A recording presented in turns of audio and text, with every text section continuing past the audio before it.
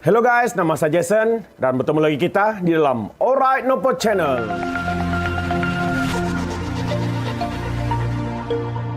Oke, hai guys. Dalam video ini saya akan mengajar kita bagaimana kita untuk mengisi borang bancian atau e-census secara online. Dan saya akan menunjukkan betapa mudahnya mengisi e-census ini. Dan sebelum saya teruskan tutorial kita pada hari ini, jangan lupa untuk subscribe, like, dan share. Dan kepada yang sudah subscribe, thank you so much for your support. So, hari ini saya akan terangkan sedikit berkaitan dengan banci. Dan kali ini adalah tahun 2020, adalah kali yang ke-6 sejak 1970. Dan kali terakhirnya adalah pada tahun 2010. Dan tujuan banci ini adalah untuk mengumpul data tentang profil penduduk di seluruh Malaysia dan juga mengumpul data tentang perumahan secara menyeluruh. Siapakah yang terlibat dalam bancian ini? So, semua rakyat Malaysia yang tinggal di dalam negara Malaysia akan terlibat di dalam banci penduduk ini. Dan tanpa mengira taraf sosioekonomi. Dan sebagai tambahan guys, maklumat banci ini adalah untuk bertujuan bagi menentukan perancangan dan intervensi bagi pihak berkuasa untuk memenuhi keperluan rakyat dan negara. Juga penting dalam penggubalan dasar oleh kerajaan dalam membangunkan infrastruktur di dalam negara. Dan ketahui bahwa maklumat ini adalah sulit. Oke guys, so terdapat beberapa perumahan yang telah dipilih untuk melakukan bancian secara online atau lebih dikenali sebagai e-census. So guys, kalau kamu adalah orang yang terpilih untuk melakukan bancian secara online ini, kamu akan menerima satu kad jemputan seperti ini. Ini adalah bahagian depan, belakang, dan ini adalah bahagian belakang. Saya tutup bahagian depan itulah. Ini adalah maklumat tempat kediaman saya. Jadi guys, selepas kamu menerima kad jemputan ini, kamu boleh melakukan bancian secara online. Jadi mari kita teruskan bagaimana untuk mengisi borang e-census ini secara online. Oke guys, mari kita teruskan. Oke, untuk yang pertama kalinya kita buka alamat yang ada di dalam kad jemputan, yaitu kalau kita tengok dia punya alamat sini adalah www.ecensus.myecensus.gov.my. Ini website lah. So, kalau kamu tidak jumpa, kamu boleh buka di bahagian cari dalam kad ini, dia memang ada ditulis di sana. Oke, atau kamu search. Ini adalah untuk melakukan bancian secara online.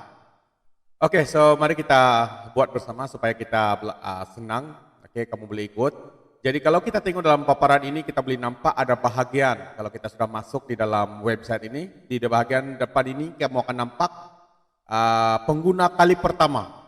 Ini macam saya dengan kamu orang lah. Jadi apa perlu kamu buat, kamu just klik sahaja. Dan apabila kalau kamu sudah klik, kamu akan nampak macam inilah di hadapan dia. Oke, kalau sudah masuk, apa yang perlu buat, isikan saja. Bahagian maklumat, nama kamu lah orang yang mengisi ini, email, nomor telepon, dan ID. ID ini yang saya sudah cakap tadi lah. ID ini yang ada di dalam kad jemputan. Kamu just isi saja daripada awal, ikut urutannya. Dan akhir sekali kalau kamu sudah isi, di bawah itu dia ada cakap, saya bukan robot. So, kamu just tick di sana, kalau dia ada keluar gambar, kamu pilih mengikut arahan dia lah. Dan setelah itu kamu tekan daftar, begitu. Alright. Senang saja boleh ikut setakat ini. Oke, dan selepas itu kalau kamu sudah tekan daftar, kita akan dapat satu kod, OTP code yang mana dia akan masuk ke telepon kita, yang kita daftarkan nomor telepon kita lah. So dia akan masuk di bahagian itu. So kamu cek dan masukkan nomor itu. Apabila masuk tadi itu, kamu akan mula untuk langkah yang kedua. Kita akan mulakan langkah yang kedua. Kalau di sana ada di sana dinyatakan kita boleh nampak kalau yang biru itu bahagian selesai, dan kalau warna merah itu dia kan belum selesai. So itu yang kita perlu isi lah. So just klik antara itu mengikut aturan lah dari atas ke bawah begitu. Senang, tidak ada yang tertinggal. Oke, so apa yang kita perlu buat, isi saja mana-mana bahagian soalan yang berkaitan, dan kalau boleh jawab dengan sejujur-jujurnya.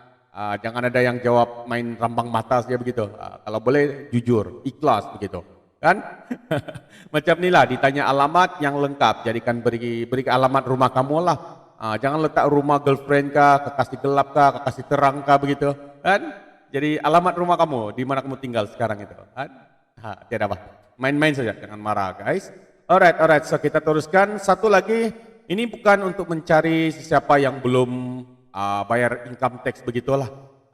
Tapi tujuannya seperti yang saya nyatakan awal-awal tadi di dalam video ini adalah untuk mereka mengumpul profil masyarakat Malaysia, untuk mereka membuat dasar dan sebagainya lah begitu. Oke, kita teruskan. Alright. Oke, dan satu lagi siapa yang tidak dapat kad jemputan untuk bancian online atau e-essentials ini, jangan risau. Oke, jangan risau sebab para pembanci akan datang secara bersemuka untuk melakukan interview banci. Direct interview lah, dia katakan seperti itu.